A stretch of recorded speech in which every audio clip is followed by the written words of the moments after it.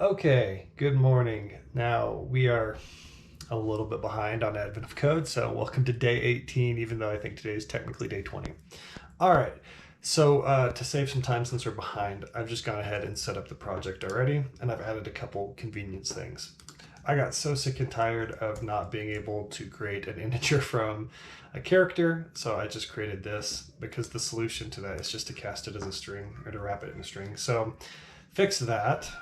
The other thing that drove me crazy was not being able to quickly turn a character into a string, so I just made this extension on character that if you call .s on a character, it turns it into a string. And then finally, I got driven crazy by the fact that you can't call plus equals on a string to just stick another character on the end of it. So I added this. Now this is my input for today, so I've already got that pasted in here, but let's go ahead and let's look at the problem. So today's problem is we need to help a child on the plane with their math homework, but their math follows different rules.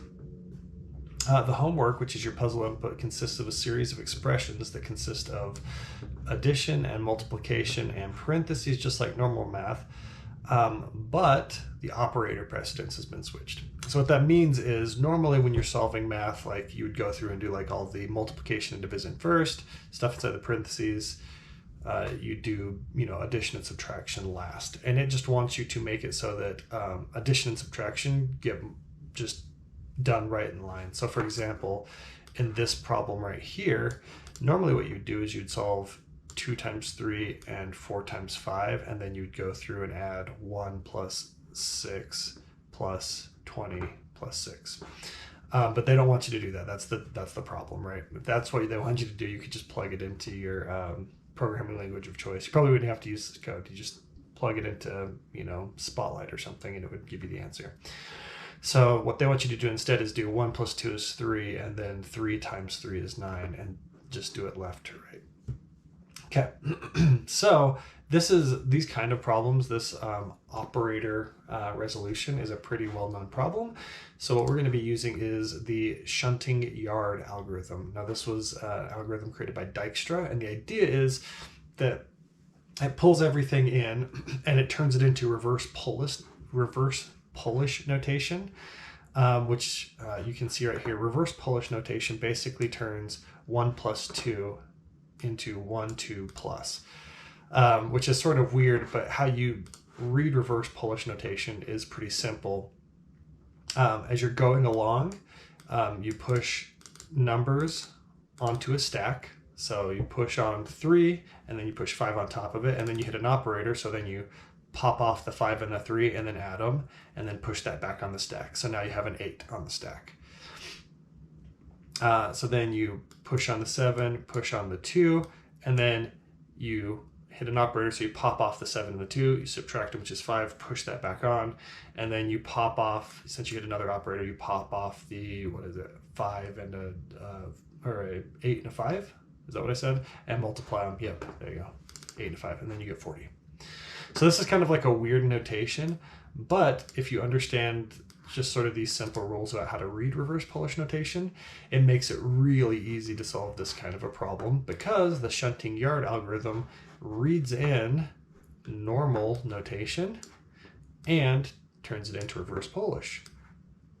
So that's what we're going to do. Here is the algorithm right here spelled out for us.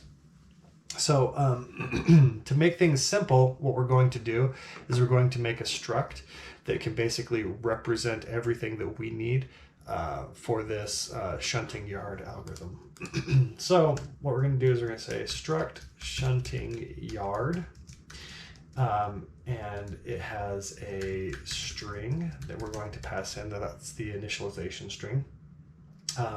Then as we build this thing up, basically what it's going to do is it's going to build up a queue, so just an ordered list that you pull from the front, a queue of the operators and the numbers that represent reverse Polish notation.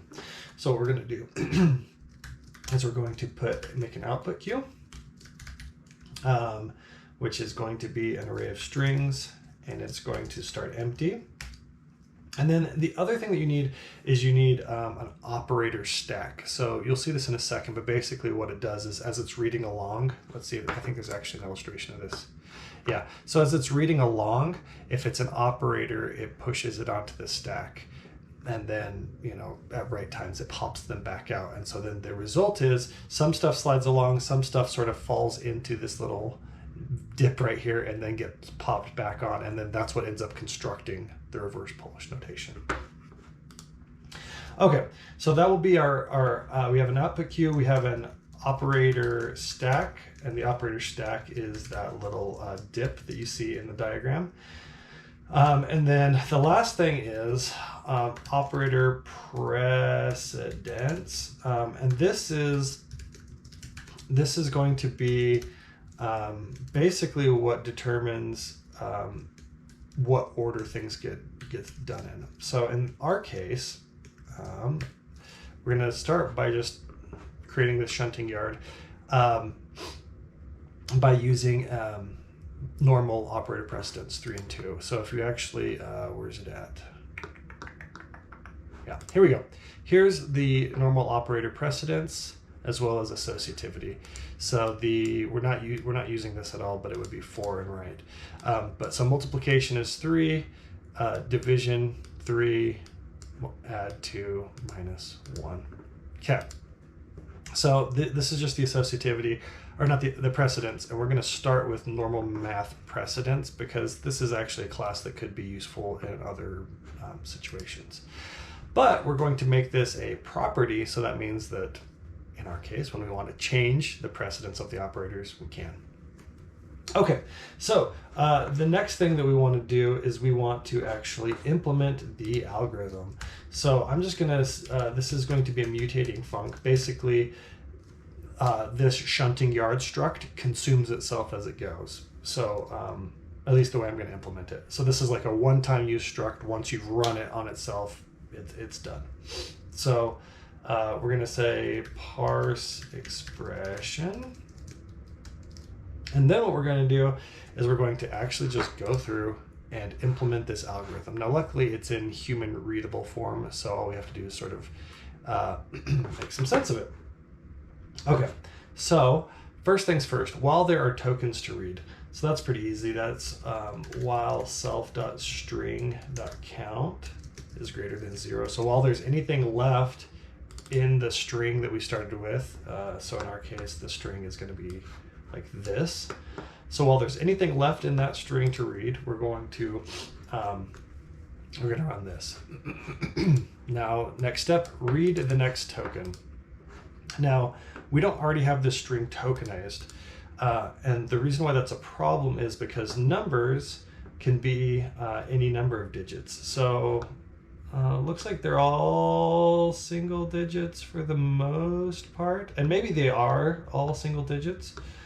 But to be safe, we're not going to just rely on that because obviously numbers can be single digits. So what we're going to do is we're going to say mutating func next token, and this is going to keep, if it's a number, it's going to keep reading until it gets all of the number. So we're going to say our token equals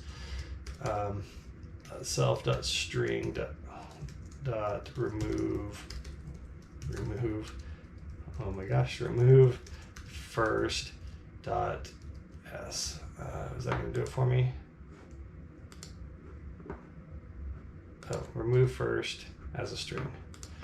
There we go. So that will get us the first token, and then we're going to say if int token. So if that token can be turned into a number, then while string.count is greater than 0, so it could be the number's the last thing, and so we don't want to run off the end of our string. And we can still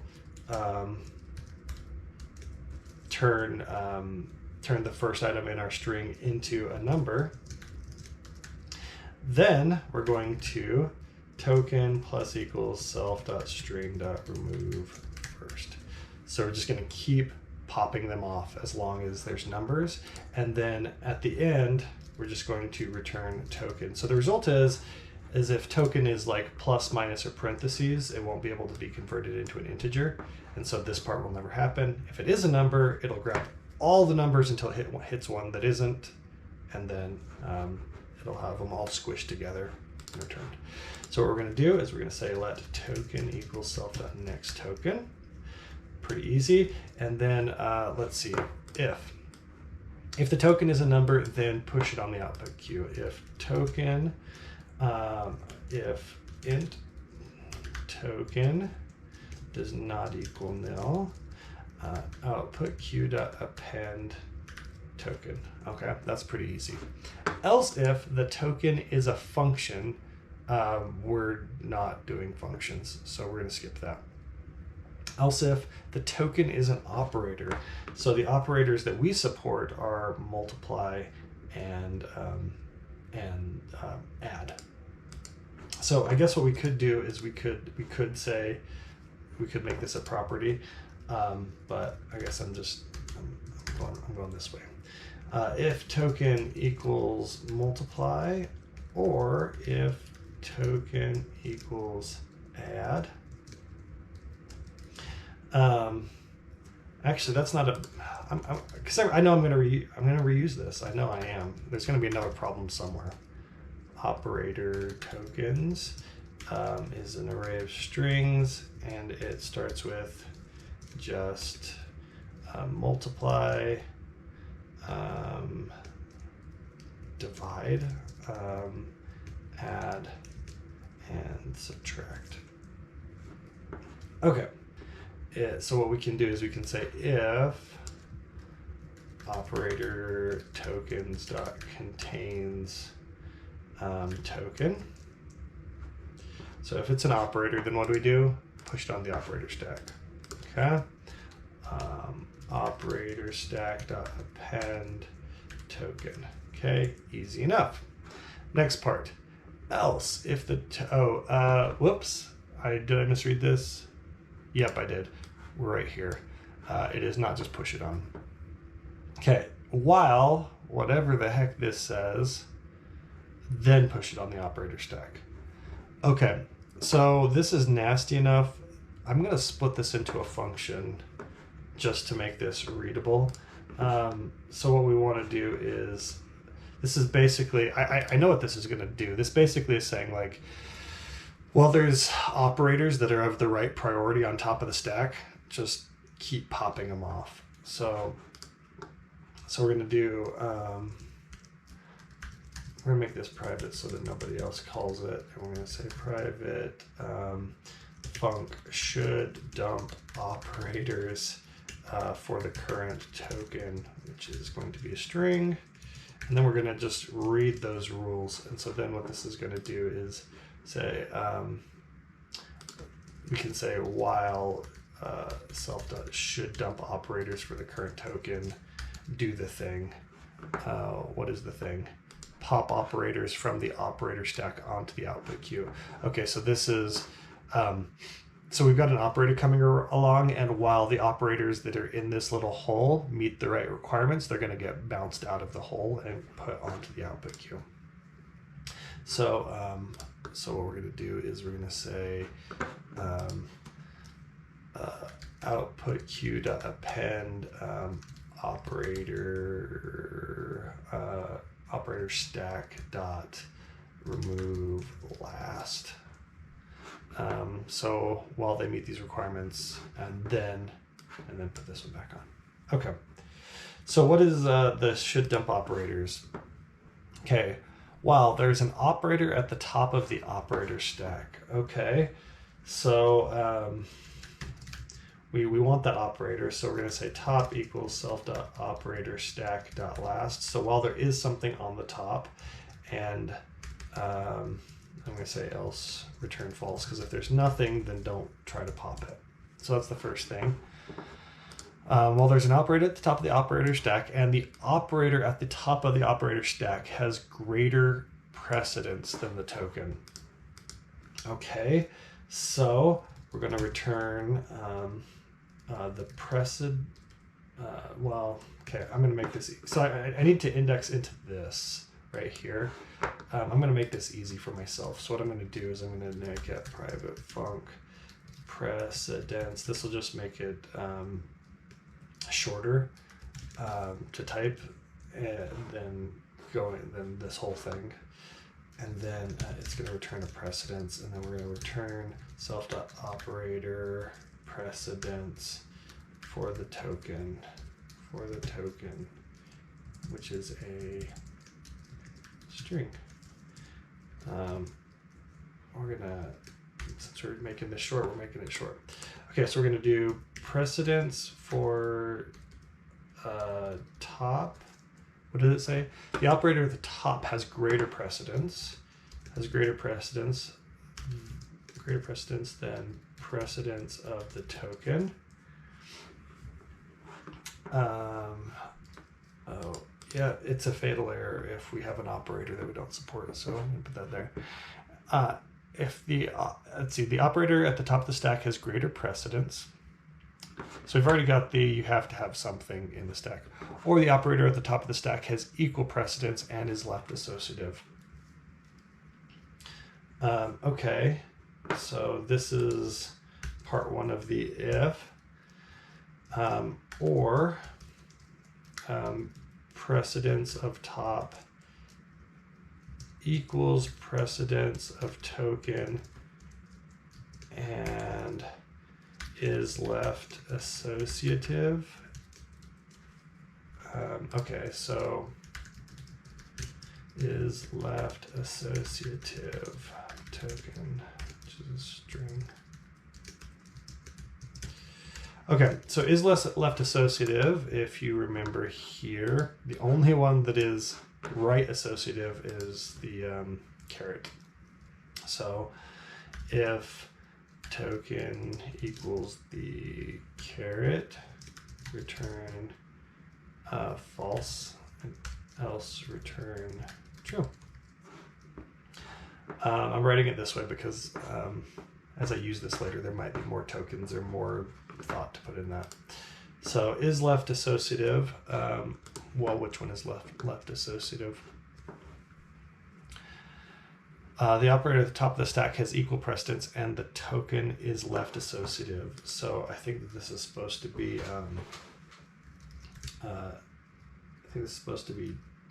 well, I think it's supposed to be token.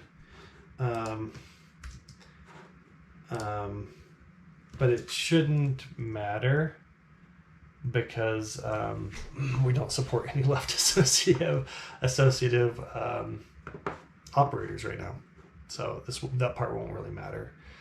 And then what else? And the operator at the top of the stack is not a left parenthesis. Okay, so, and we're going to say top does not equal. And the reason why we're doing this is because if you look at reverse Polish notation, you always skip these parentheses, right? They don't ever end up in this. The parentheses help you determine the order of things that end up in the reverse Polish, but the point of reverse Polish is that you don't need these parentheses. So when it says, this is kind of hard to make sense of. This whole thing is this whole thing is one, or this whole thing is one, and it can't be this. So this one's going to end up trumping both cases, so that's why I moved it here, because you need the top operator for both instances, and in both instances the top operator can't be a left parenthesis. Okay. All right, so should dump operators. Okay, I think that's right. Should dump operators, output queue, append, and then do that. Okay, so that was the nasty part. We just got all of that. Okay. Else if token equals a left parenthesis, I don't know what you're supposed to say. Then there's nothing to do, just operator stack dot append the token. And if it is a right parenthesis else if token equals the right or the closing parentheses. Pop the operator from the operator stack onto the output queue. Oh, while the operator is not a left parentheses. Okay, so while operator stack dot last does not equal that, we're going to say basically the same thing that we did right here. They get put onto the output queue. So this is once you hit the end of an expression, it goes whoop and it runs all the way back. Yep, if we keep going before we run out of, until we hit it. If we keep going and run out of things on the stack without finding the left parentheses, then we got a bug. So not worried about that. If there's a left parenthesis at the top of the operator stack, then pop the operator from the operator stack and discard it. If there's, we don't support functions. Okay, easy enough. So then the last thing to do is say operator stack dot remove last, because we basically run right up until we hit the left parentheses and then we throw it away. Okay, so that is add, multiply, numbers, parentheses, and then the last thing is if there are no more tokens treed while there are still operators on the stack, put them all on there. So we're going to say if there, let's say while the operator stack dot is empty equals false, then we're going to just do this again, right?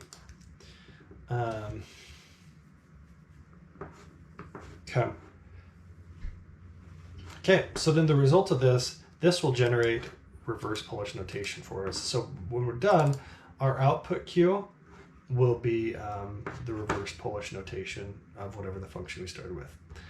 Okay, so now the next part of this problem, I guess actually really quick, let's just to make us feel a little bit more comfortable here, let's try one of these. So for string in strings, let parser equals shunting yard for the string, and then we're going to say parser.parse expression, and then we're going to print parser.output queue. I'm going to make these I'm going to make that one private. These can stay public.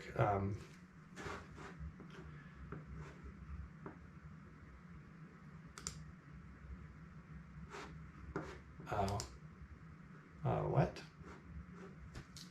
Why is the initializer? Because one of the properties. Oh, yeah, and this is mutating, so this has to be a var. Okay, so let's run this, and so we can see an example here. So the result here is so 5 plus 8 times, and then you can see these parentheses, blah, blah, blah. And it has gone through, and you get, so this is where you get like the parentheses actually turn it, like reducing it down in the reverse Polish.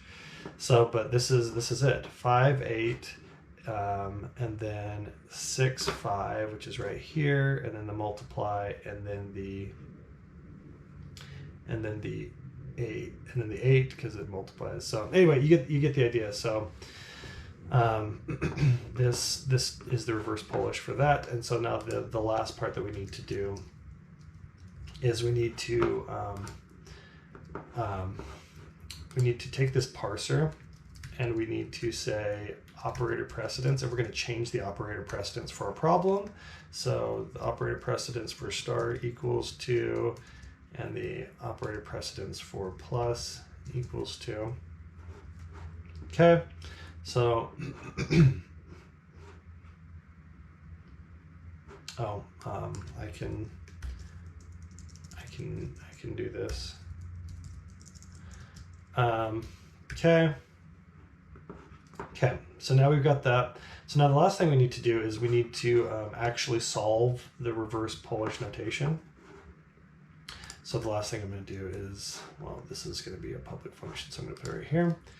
So this is, again, a mutating func, which is going to be called solve, and it's going to pump out an int, and we're going to follow the rules right here as they go. Okay. So to solve reverse Polish notation, you need a stack, which is that right there. And then we're going to say while self.output q dot remove last, or not remove last, is empty equals false. So while there's stuff in our output queue to process, we're going to do this. The top equals self.output queue.remove first. And then what we're going to say is int top. So if the top thing is a number, does not equal null, we're going to say stack.append top. So that is step one. You see a number, push it onto the stack.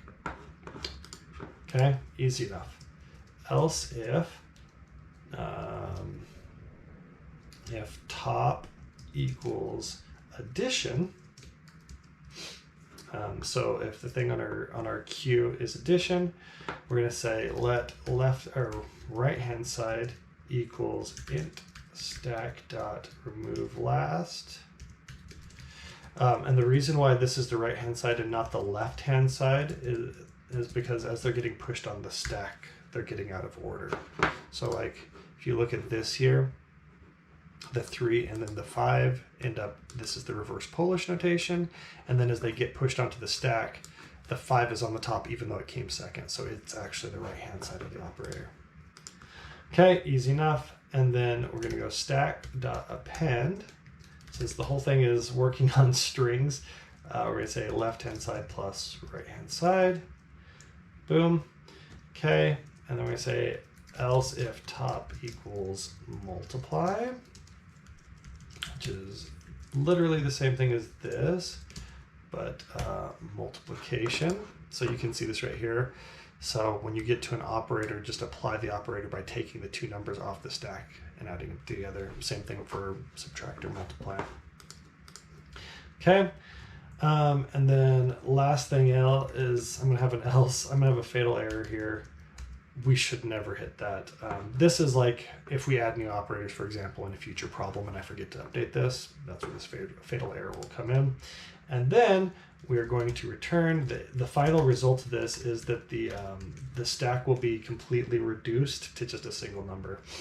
And then we'll be able to have that. So we'll be able to say print parser dot, not output queue dot solve. Okay. So let's run this. So the end result is 23062, and if we look at our thing,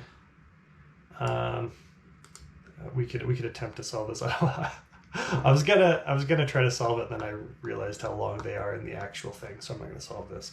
But I think that's right. So the way that we can prove that this is right is we can change this from, instead of going through every string, printing the reverse Polish and then the solution, what we can do is we can say part1 equals strings dot reduce. We're starting with 0, and then the reduce function is we're going to make a parser for part1, and we're going to say return $0 plus parser.solve, and then this is not string, this is $1 because we're inside this. That should work. Okay, and then we're going to print out part1 is this, part1. So let's run it. So the solution to part1, 701339. Did we implement this correctly? 701339. Yep, that looks right. Okay. So now part 2. Now, the problem with part 2 is they don't want them to just be equal precedence. They actually want them to be inverse precedence. So solving part 2 is actually even easier now that we have this set up. This is part 2, part 2, part 2. So they want addition to be a higher precedence than multiplication. Different precedence levels. And that's kind of the cool thing, since we have this struct where we can provide the operator precedence. We didn't bake that into our code. We can switch it. So the answer we got was 420.849. 420.849.0449. Okay, there we go. All right, hopefully you guys found that solution valuable, found it interesting. I found it really fun to learn about this shunting yard algorithm and actually implement it myself for the first time, so that was kind of fun. All right, we'll catch you tomorrow. Make sure you like and subscribe so you don't miss an episode. Share this if there's somebody you think would learn from it, and we will catch you on the next episode of Advent of Code. See ya.